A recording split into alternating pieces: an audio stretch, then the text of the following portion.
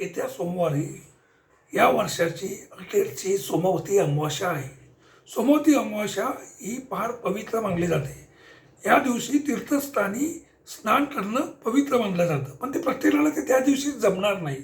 तर आपण काय करावं, आपण ज्यावेळी सकाळी आंघोळ करतो त्या दिवशी आपल्या पाण्याच्या आपण जे आंघोळीला पाणी घेतो त्याच्यामध्ये गंगाजल मिक्स करून त्याचं स्नान करणं.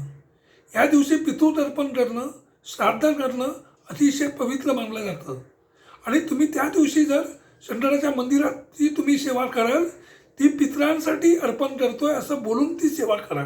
जे काही तुम्ही सोमवारी शंकराच्या मंदिरात जाऊन करणार आहे, अभिषेक करा, काही तुम्ही मंत्रोच्चार करा, काही करा, पण ते जे जे काही तुम्ही कराल ते मी माझ्या पितरांपर्यंत माझं पोचून दे आणि पितरांचा मला आशीर्वाद मिळू दे, त्यांना सतत मोक्ष प्राप्ती होऊन दे अशी प्रार्थना करा.